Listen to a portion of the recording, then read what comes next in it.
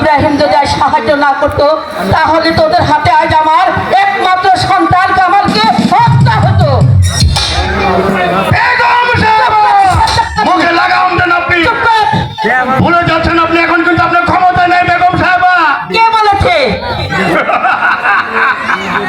তোকে আজ আমি হারে হারে চিনেছি, তাই বলছি এই বেঈমানের শাস্তি কি দিতে হয় তা আমার ভালো করে জানা নেই। তাই আমি বলছি, কে কোথায় আছিস? বন্দি কর এই শয়তান দুটোকে।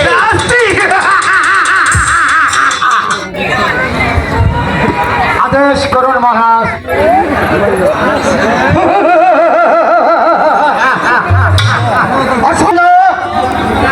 আপনার জীবন মরণ এখন আমাদের হাতে।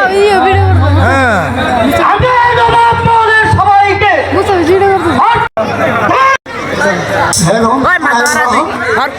চলুন।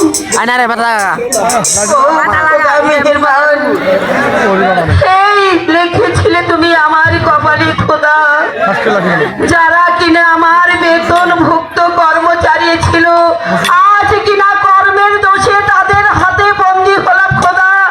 এ খোদা, এই শয়তানের বিচার তুমি করো খোদা, এই শয়তানের বিচার তুমি করো।